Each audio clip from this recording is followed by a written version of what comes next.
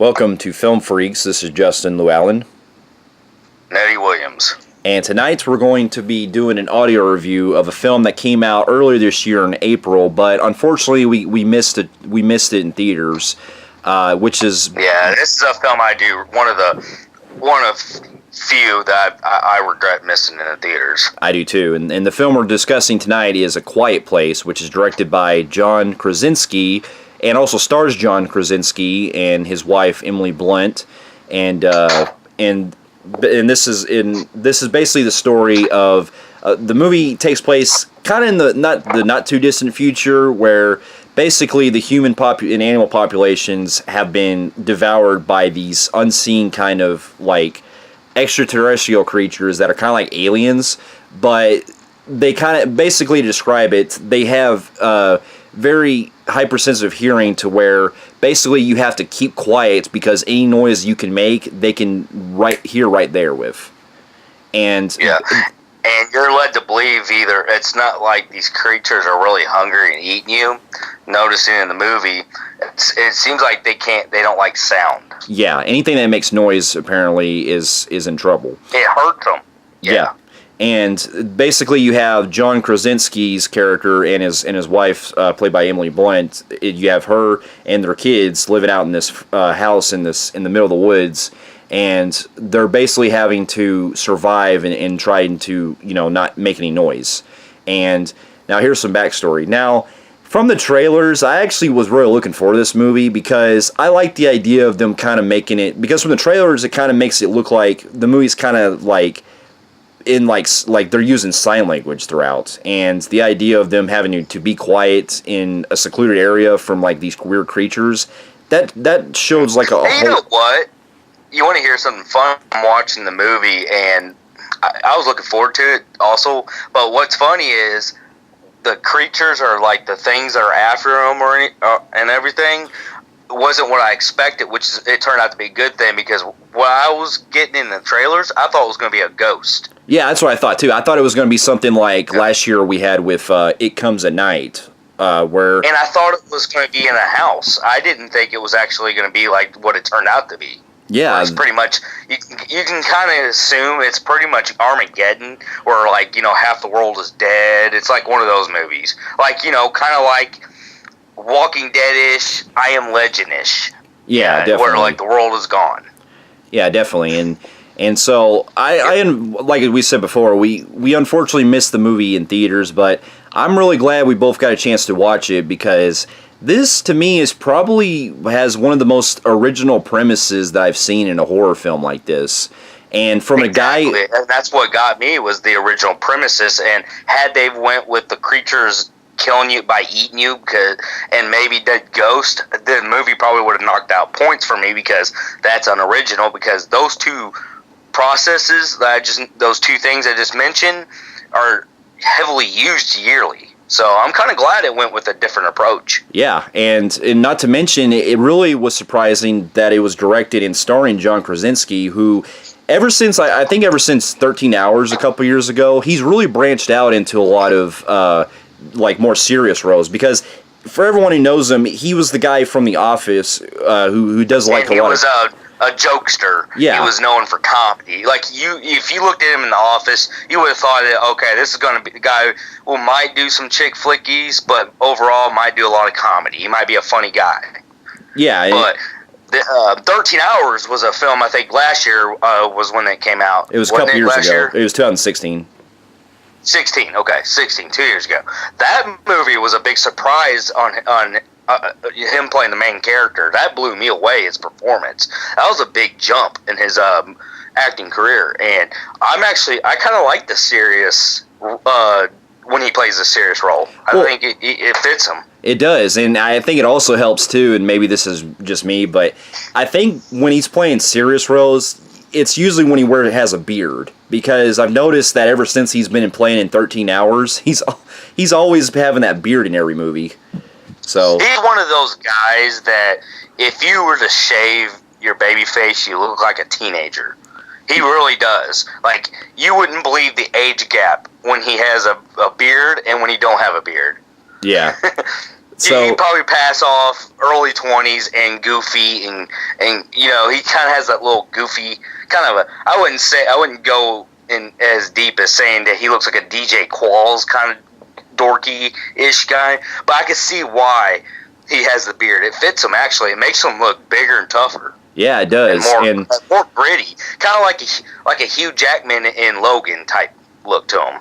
Yeah, definitely, and I got to say, like, I quite enjoyed this film a lot, and so to get my pros out of the way, I can say the performances were all great, especially John and Emily Blunt as always, because this is actually the first movie I've seen where him and Emily Blunt, who are real life couple in real life, have starred in a movie together.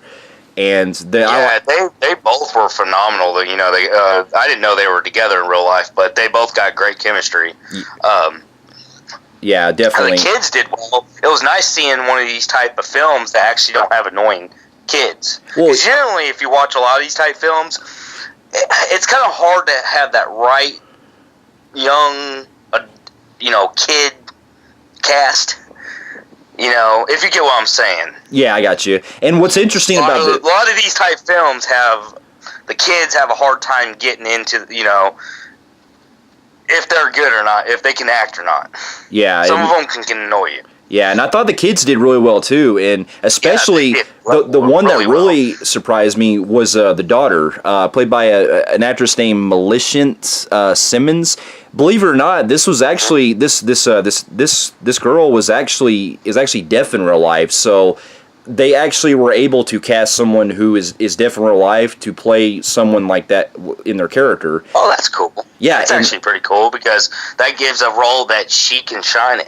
And she did shine very well. Yeah, and what's interesting is that the whole film, besides the performances, one of my biggest strong points is the way that the film utilizes the sign language. Because throughout the film, they're having to, be quiet and everywhere they go, and they can't talk. So throughout the film, or if they whisper, these things can hear them, and boom, they're dead. Yeah, and they have to go throughout most of the film having to use sign language. And I like the way it works because it shows a lot of the way that they have to keep themselves like quiet, and it was nice. I mean, there are little specs that they're able to utilize into hearing each other's voice, and I love the reaction where they of the family when they can actually hear a voice, their voices, and it just shows that they went years without hearing their voice, and it really grabs you doing that, and I will say that one of my big pros was this film actually had a lot of motion to it than I didn't see coming. Yeah. This film was pretty emotional at times. There's a lot of vulnerability to some of these characters, and there's some surprise deaths I didn't see coming. Yeah, same here. Like when it does happen, not only do you feel like the raw emotion, but you really feel the intensity of what happens too. And it's pretty devastating. And the film also takes a lot of braveness doing what they did in the beginning of the movie. Yeah, with that death scene. That was pretty messed up. Yes.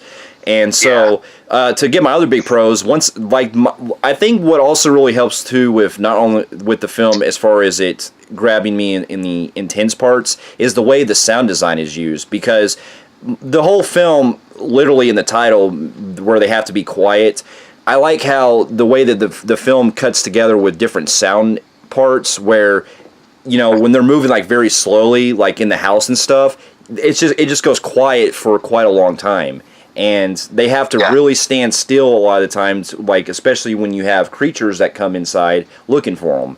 And I like the way... like you just said, which comes up my other pro, the tension, the intense scenes are they will fucking make you like sit at the edge of your seat like, holy shit. Yeah. That's definitely, man. And I mean, I liked how like the tension is like you're talking about a world where you can't even draw. You can see how these people had to adapt to their new civilization that they're living in, where they have to. You see like they put sand on the ground so you can't hear footsteps. I mean, you're talking about they can't even whisper. They can't, and they go through a lot of obstacles where we're dropping shit or getting hurt. And if you guys seen the trailers, I think a lot of people, even my girlfriend who's only seen the trailers, even seen it in the trailer, the wife is pregnant. Yeah, and that makes it even... And, yeah, that makes the more tensions, stronger, because she's actually on her 9th month, of getting ready to have, give birth, when the movie's kind of already playing in the main plot. And that baby's going to cry. Yeah. Which questions me, why the hell would you want to have a baby in this world? Right. Knowing that would fucking happen. Yeah, that's what I'm saying. But anyway, yeah, you got things falling off the shelf. I mean, think of it like this. Really, really try to think if you can go 24 hours without fucking up and dropping something. Yeah, that's what I'm saying. It would be fucking hard. Mm-hmm. And you gotta think, this is a world that actually knocks a good vulnerability, because these people can't drive because cars are noisy. That's what I'm saying. They have to be on foot a lot of the time. Mm-hmm. And also, one of my other biggest strong points is that I won't spoil this, but I will say that I like the way that the film is kind of... It builds this... It creates a lot of world building, because...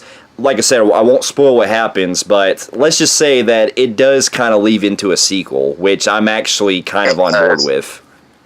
Because I do want to see, more of... And which is happening, apparently. It's got a green light already, because this movie not only has got a fan praise, but critically, and not only that, it made a lot of money. Yeah, so I'm actually on board of how they're going to expand upon the next one and how they're going to go from there. Now, I just ask them this. I just hope they don't fuck it up. I hope either, because we get those These worlds that make money, they fuck up when they keep doing 2, 3, then they start doing spin-offs. I hope it doesn't lead to something like that, at least. Yeah, I got you on that. Now, if I got to any of my... Other than that, I will say that I thought the movie was PG-13. Was it, or was it not? It was. It was PG-13. It was, but this film got away with a lot of shit, because this film had a lot of blood. It did. It had a lot of stuff that pushed the boundaries of PG-13. I'm actually surprised that beginning scene, the one I'm not going to mention. That scene, I'm surprised they didn't get an R rating for that. Yeah, that's what I was thinking too.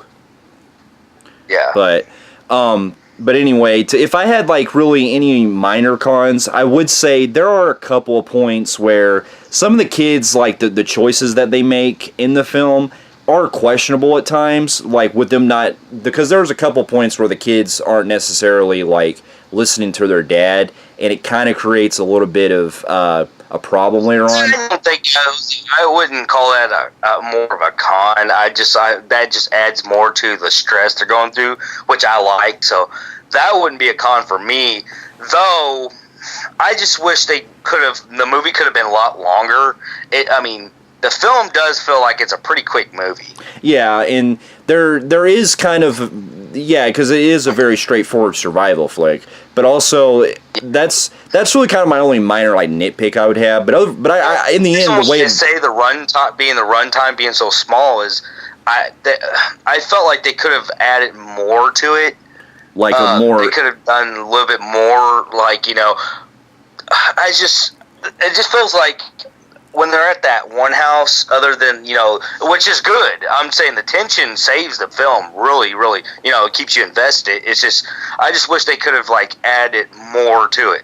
Yeah, and then we could have maybe had something more they could have added. Yeah, I don't know what it is. It's something that was bothered me after the film. As one of my cons, it's I feel like there's more that could be. Here's another one of my cons that could be added with that. I just wish they could have went in more depth and kind of discuss and give us kind of a generic, kind of tell us what it is and what's going on. Yeah, tell us a little bit more backstory about where all this happened. Though, I do like how that does kind of pay off in the end, because the climax, I think, really kind of showed, a lot more of the progression with that. So, I kind of give it a little more with that than... But I get what you're saying. Maybe the next one, they'll explain more of where this all came from. I'm not going to I'm not gonna dog it out too much because I feel like this film was just to let us know the world, and in the sequel will go in more depth. Because actually, you know what? If I think about it, actually maybe that ain't so bad of an idea, because if I thought about it now, it's wanting to save so much questions for more movies. And this film is just more like the people don't know what to do to these creatures until they find out at the end. Then okay, now let's go and see where they came from. Yeah, so I can kind of see where... Maybe I overthought that just a little bit, but it's not really wasn't much of a strong con for me anyways. Yeah, I got you. But overall, I mean, there's more I want to say, but that's really the basis of it. I have one really... one more con. I just now remembered. I did say the movie is gory, but some scenes I remember being CGI. Yeah, there were a couple of points when characters get killed. It does seem like you can tell that they rendered it to where it was CGI when they're pulled away. Mm. And sometimes the creature was cool looking, but there were some times where it looked really CGI. Yeah, a little overly. There's a part where you're looking in its mouth or ear. One of the scenes they did that, it was really computer generated. Yeah, I could see that too. Yeah. And what was with the creatures looking like they came from Stranger Things too? They look identical. I know. I was it's almost like it could be in the same universe. Yeah.